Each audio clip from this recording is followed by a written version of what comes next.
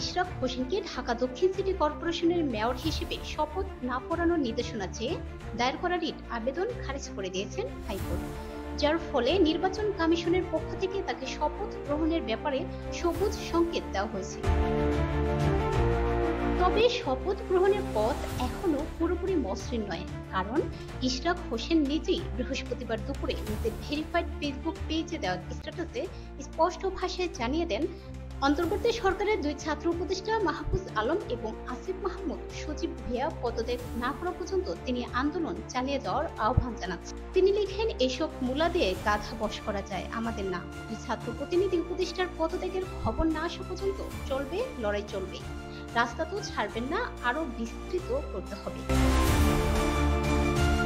এই বক্তব্যের পরপরই রাজধানীর বিভিন্ন স্থানে তার সমর্থকদের ব্যানার আন্দোলন অব্যাহত রাখার ঘোষণা দেখা যাচ্ছে।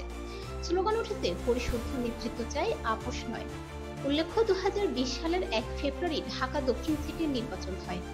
বিএনপির ইশরাক হোসেনকে 2.25 লাখ ভোটের ব্যবধানে হারিয়ে আওয়ামী লীগের শেখ ফজলেনুর তাপস মেয়র হন। নির্বাচনে অনিয়ম ও দুর্নীতির অভিযোগ তুলে ফল বাতিল চেয়ে 2020 সালের 3 মার্চ মামলা করেন ইশরাক। চলতি বছরের 27 মার্চ সেই নির্বাচনে ফজলেনুর তাপসকে বিজয়ী ঘোষণার ফল বাতিল করে ইশরাককে মেয়র ঘোষণা করেন ঢাকার প্রথম যুগ্ম জেলা জজ ও নির্বাচনী ট্রাইব্যুনালের বিচারক মোহাম্মদ নুরুল ইসলাম।